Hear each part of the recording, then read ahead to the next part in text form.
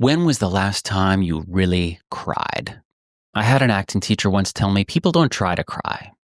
They try not to cry. The point was that when actors try really hard to cry during a scene, it almost always comes across as forced and unbelievable.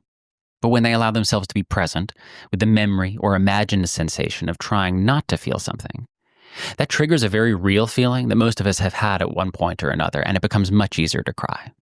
You might be thinking, isn't it ironic to talk about fake crying in reaction to a question about really crying?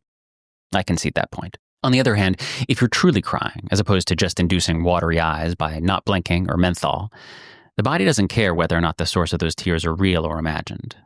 There's something about tears that feels sacred. If the Buddha was correct in the observation that life is suffering, tears feel like an invitation into humanity.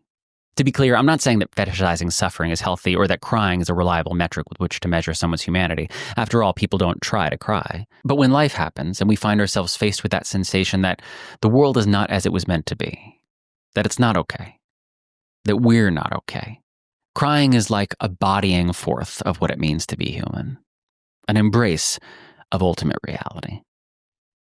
I suspect this is why it often feels good to cry. Because contained in those little drops of water is an implicit hope for something better. A return to infancy when words were an aspiration and our only way to ask for help was our tears. We all need a good cry once in a while. Yet I would argue that it's not because sadness is fun or that crying is objectively healthy, but rather that sometimes some of us have difficulty finding the words to give shape to that hope for a better world. A world where the only tears are happy ones.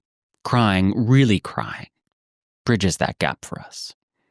Because people don't try to suffer, they try not to suffer.